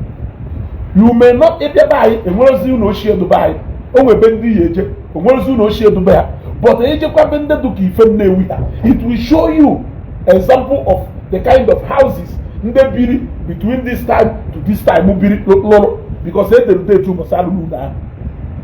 But because by, does that mean that such houses did not exist in our compound? The answer is no. There must be few places where there will still be something we can look at and say this thing really happened. So if you want to know, go to Egypt, go to Jerusalem. Always so many obodo in the Bible. You can still go today. You will see all those things in the Bible. Iluzie happens say makantundo walofo kitasi well gariame. Both Nazareth and Ndotwe, they exist. So Obulo na family exist, and those places are Bendosha white, and the Ndosha white believe in those places, believe in that book about Bible. Can you believe it? Is that their culture? Jesus Christ or Wonye Befa, Jesus Christ or Wonye America, Jesus Christ or Wonye Germany, Jesus Christ or Wonye na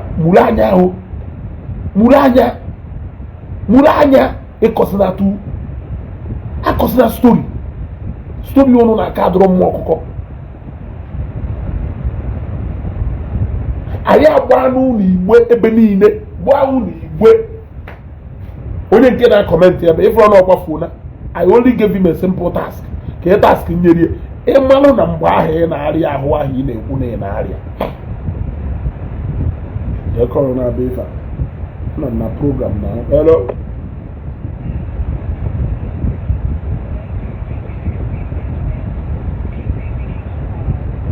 Yes, I can. Now, let me do it now.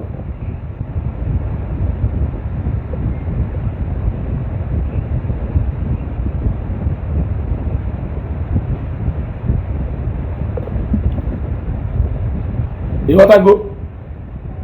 Yeah?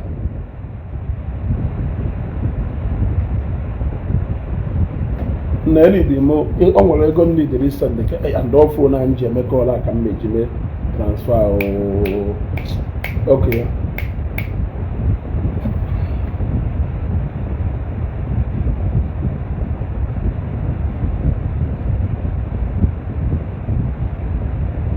Okay.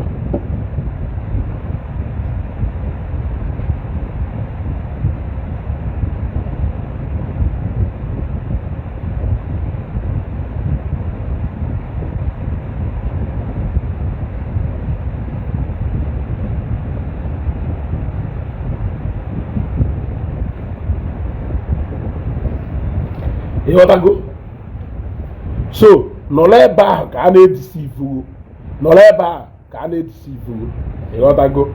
Ichi imo eziokwu, ịmala eziokwu, ịchọghị ịmala eziokwu, nke uwe onye Efolo. Kelonye na-ede this thing. Years ago, that woman issue will disgrace the church fake prophecy. The woman case is undergoing international documentary on BBC. This guy, why this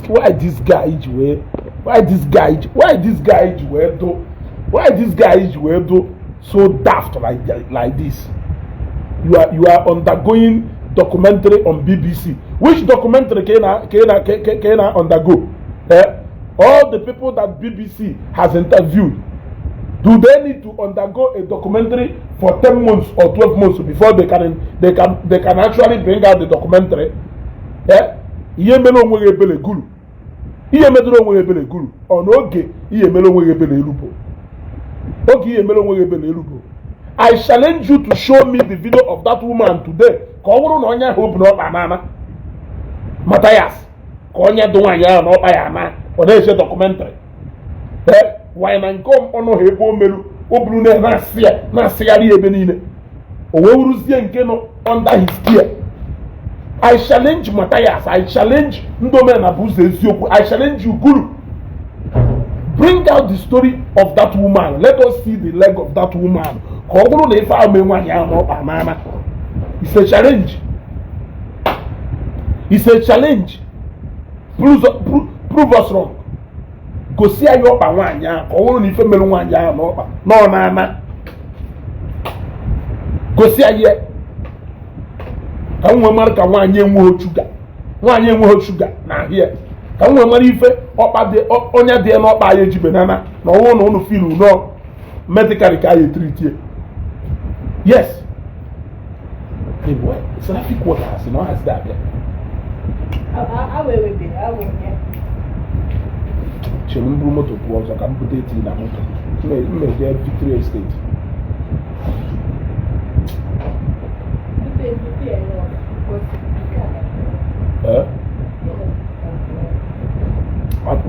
Mba Victoria State damn today.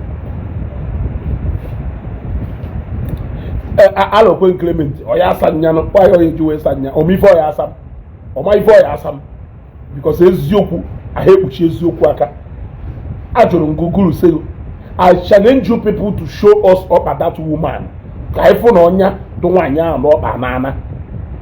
Then owo na onya de no pa na bo. Can you tell me why nwanya enwe sugar? Ka ife patalo onya yeji we ka de no pa 10 months after he use every medical means no munu ye use we why onya ju we ka de no pa for 10 months. I'm asking you. Can if onya yeji we ka de no pa for good 8 months 10 months? I'm asking you. In order na pagare na ka uko e kara onye yeje proof no na we refer to equality or spirituality, but you have one case na your hand, but you are not able to handle it. You are not able to handle it. Ndo wa ona wata bodi fa na egwu ono kana amu am pugare wan onu ye mecha define all I ebo no kwa ya malo. Yeah. Are you after the God your father so worship, your great grandfather so worship? Are you actually after? Is it all about the God or the system of worship, or is it that there is no spirituality or that there is no God? Your ability to differentiate these two things will show how intelligent and how wise you are. That is what I am saying. It's no belief system. If you have your own belief system, which you were not part of,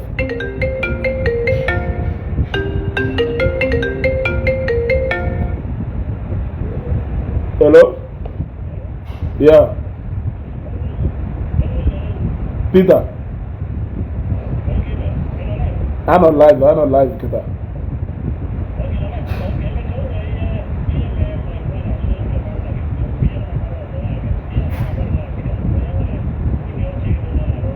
Okay, check, I'm finished, get that, I'm bored.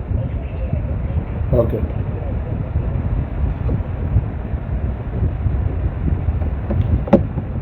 You want to go?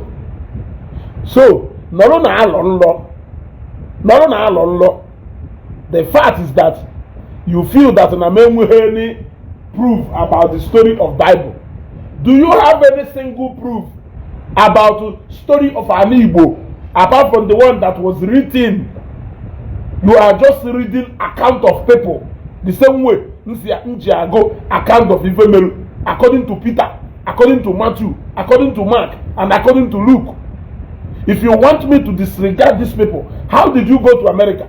If it is not by reading or hearing experience of people who have gone there, of people who were there, or story that was written, how did you go to that place?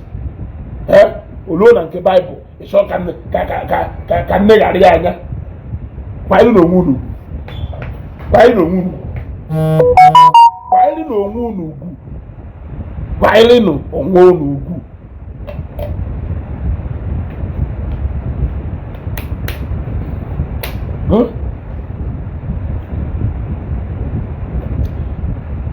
My bishop, I greet you. Yeah? You want to go?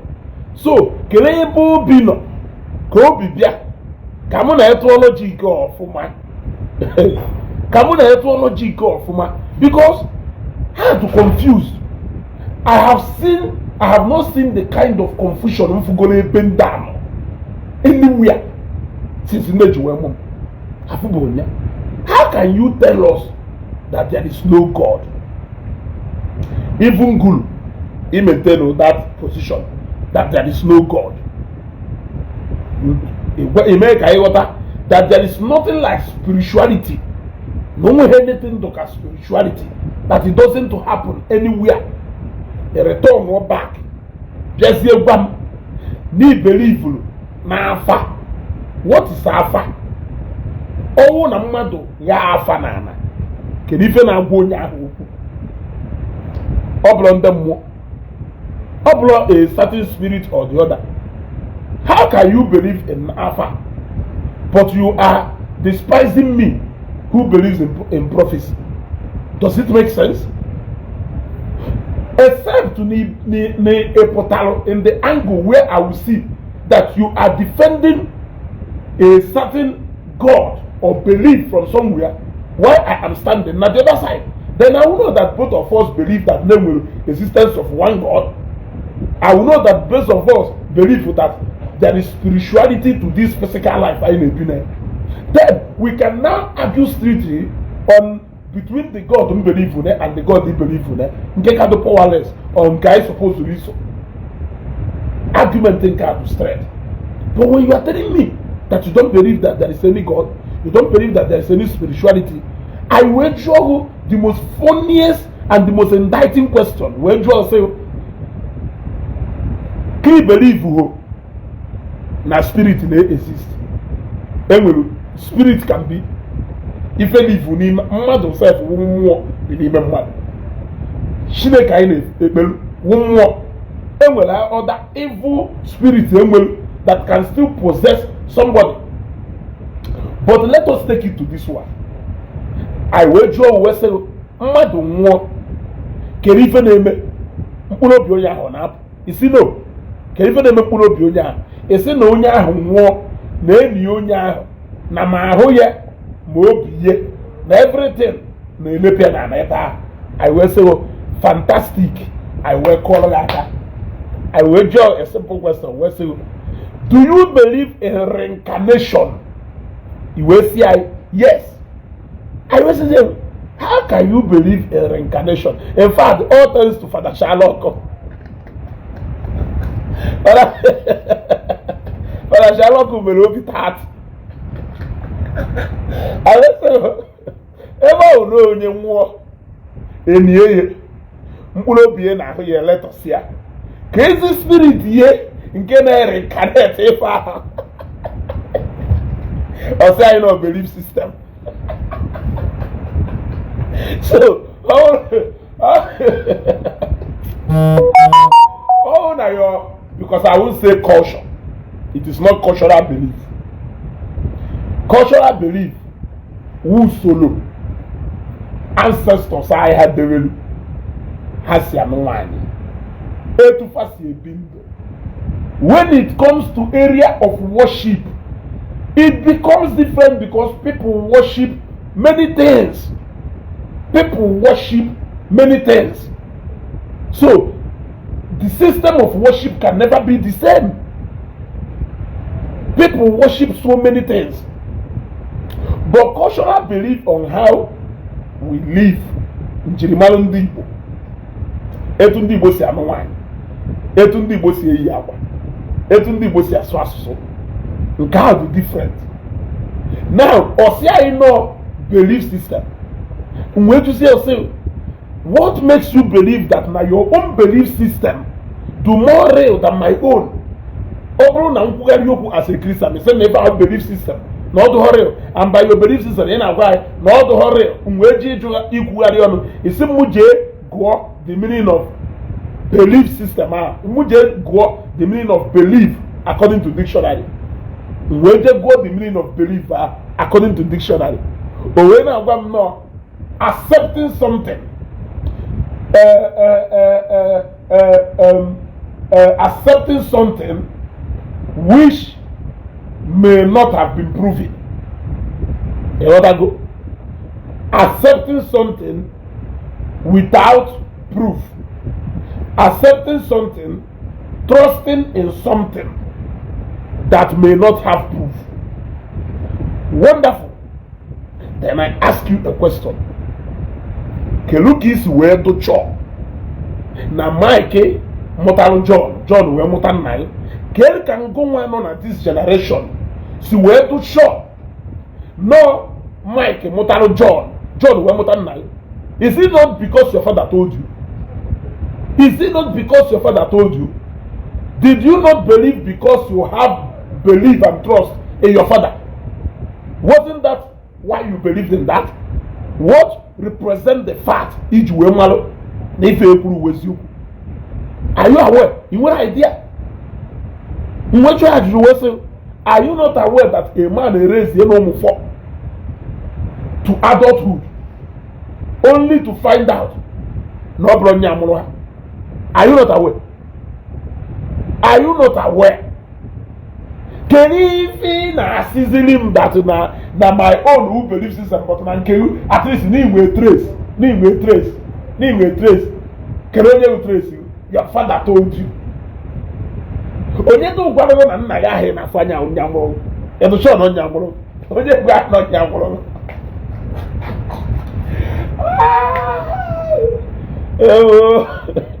Onye gwara uno onye ahụ go na ya no n'uno. Ndị mmadụ na-akpọ mma Emeka. Onye gwara no onyamoro. Kero onye gwara. But you believe. The whole essence of our existence is being built about this belief. You believe. Onye ka ojikwa wee sị nọ ndị ahụ ndị ekwetala ekweta bụ ndị ahụ akpọ ụmụ Chineke. Ada asịghị na iwu n'iyi ekweta. To all those who believe. No ha maka anyị akpọ the sons of God. Or by force. Mother will give it is not by force. That choice is still limited to you. Bible can you have that choice? We say now or shop down. According to belief system, that there may be different stories, but some people reject going there today. Say you are not my mother. You are not my father. You can't be my father. Okwero. I am not from this family. You can't force me. Okwero. Ya force. To all those who believe. So not a strange thing called. That is why Inji decide there. Let me talk about this so-called belief today. Yes. Let me talk about this so-called belief today. Onye ya we force go. Estate because no believe that living in the island is the best. Believe. What makes you to believe that going from Lagos here to East Yelu? Is it not because you believe that niyelu? Or because of me believe niyelu? Are you not aware no when they jeli elu? Because nanda jeli elu, does it discourage you from saying, hey, so now elu is elu? Not possible. Namadi is here about no is. The answer is no. He believe niyelu, and then yana. America eba heno.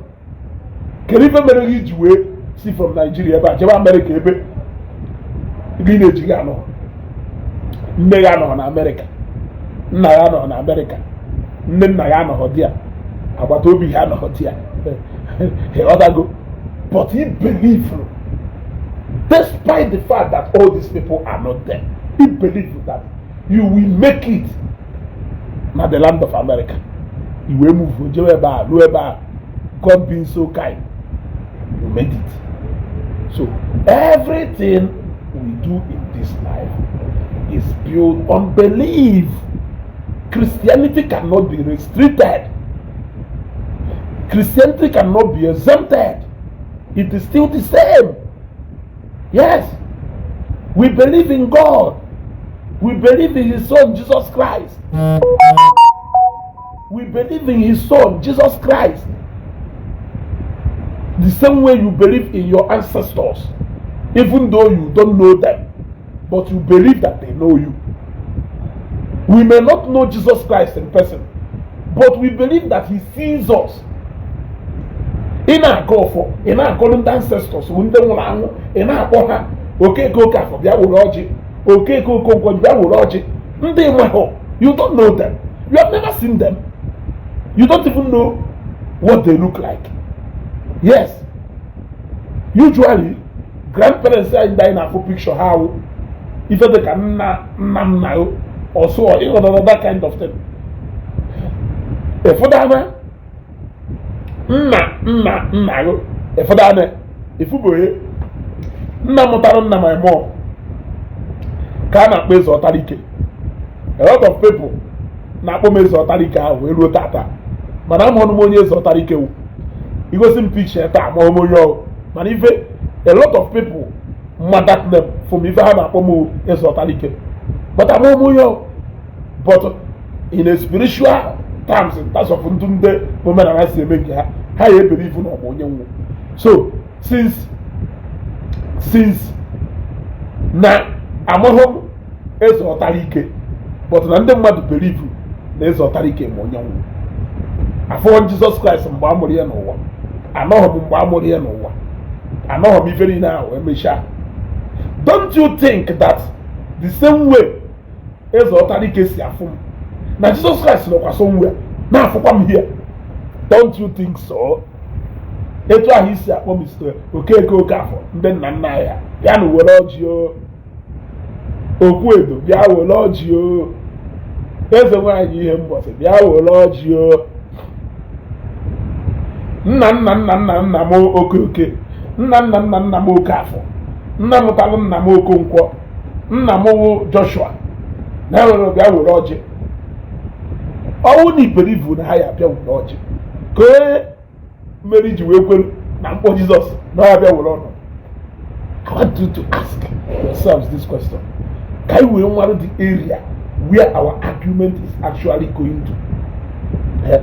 If you can be comfortable around what you believe in, what makes you think that I cannot be comfortable around what I believe in? At the end of the day, let the end justify the means. Let the end justify the means. Carry here to it should not be online. And everybody will be online. I happy. Uposinta, I assure no wage. The other go. Uposinta, I assure no wage. Now let me say something. For all of you, the G, it threaten mother. We feel easy. So many people now they feel concerned. Now apart from yesterday, now somebody even showed me a picture of even a live broadcast. One guy and a Pontoka block on a long time ago. more than 7 months ago ka o issue the first threat o issue same na ha mecha mi oge echi njaka na iju owu ife na ọmụ ya honest na si ọ na-enye m ka time o sidere onye time onye m aga na o je ebe a na-eme program je sekụlụọ RIP na dese anya m ntu anya m teye RIP nguki ike ya bụ share this video one of an ezu gosiri no shaking ngo ka ike ya agwụ ike gwụghị ije zuo ike for ndị na-asị m ezu ga-akpụzina mata ya asị afa ngo ka ike ya agwụ. For the record, I will stop calling Afa Matthias the day Matthias will stop calling this soka, the day Matthias will stop calling Christians, the day Matthias will face his business. I will go and look for job the day Matthias will go and look for job. I will stop coming online to make noise the day Matthias will stop coming online to make noise. Yes, if you think he is your Alpha and Omega, that even know about him, they like here, he is also talking down on my own Alpha and Omega. So, only if you know by threatening Ezugo that you are achieving anything, you are wasting time. You are wasting time. It's not getting to me. You will even land yourself in trouble faster than you can you even know. You will end up in problems faster than you can even imagine. So, we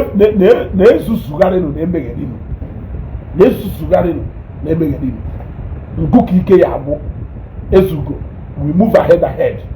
Every day, we move ahead. When from the quarter, or when we even did it, from the quarter, or when we even did it, a generation of people that can always stand for what they condemn. You think that the life is all about you. Afago, sorry. The message and the gospel must go on. The message and the gospel must go on. I am not relenting. Echo, je poster, je mwapende nilonine. Mpota na poster ahi, peru mebe picture ndo. Ure je me enlargement photo. Imeri yoduru misi. Yodago.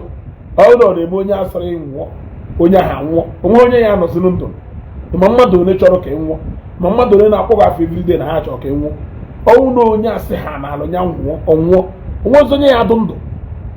So ndụ m adụghị n'aka and there is nothing you can do about it. You either listen to what I say or you leave my page. It is not by force, but I like seeing those things because when I see those things, it shows me even na piano na aba, even na pia adaya aba. You will not pick interest in my own person. Ogosin even na pia no na aba. So when I see those things, it is giving me confirmation that if I na kono na aba, nansia na kono de. So if you think you are doing it, you are weak in what Ezu. Afago, sorry. Perhaps you need to go and study and know exactly what you're going to make you feel. Fear. I conquered fear a long time ago.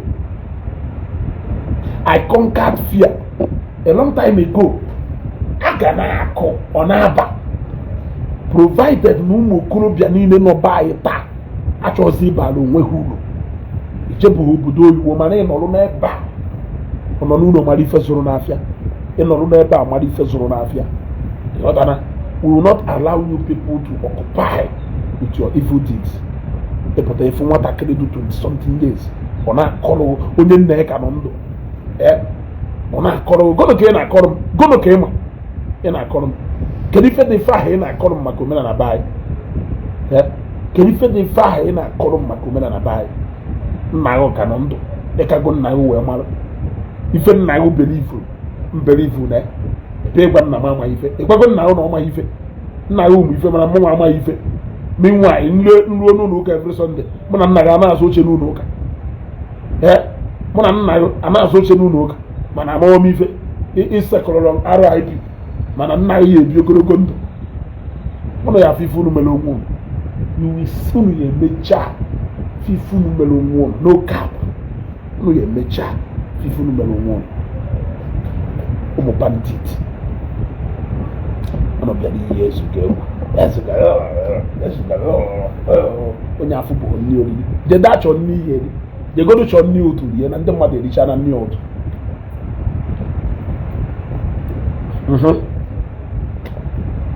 jee chọọ nni ụtụ na ndị mmadụ ericha na nni ụtụ. And by the way, for all the people who wish my wife happy birthday, daalụnụ. Ma ndị ji ife wee kene daalụnụ. ma ndị ji alat wee mere ya ahụ daalụnụ. At least nke unu melu ahapụkwa m abịa na-apịa ha ma anyị adịghị enye m nsogbu.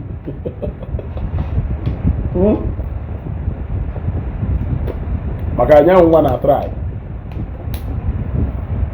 hapụ m na-emere ife na-eme wute adaghị disturb m nke ahụ ọ kwasịrị onye akarịrị ife ọ na Chineke ji aka ya mee ife niile daịta ịghọtago. O mere everything daịta dị n'usoro. Ọga ndụbisi ike Chukwu Patrick daalụ saikritu daalụnụ ndị niile ziri ozi ahụ unu ziri ezi ahụ unu ziri anwụrụ ọkụ olulu unu kwuru ntị mgbe ndị dị broadcast ebe a ka ụbọchị taa amaala anyị mma daalụnụ.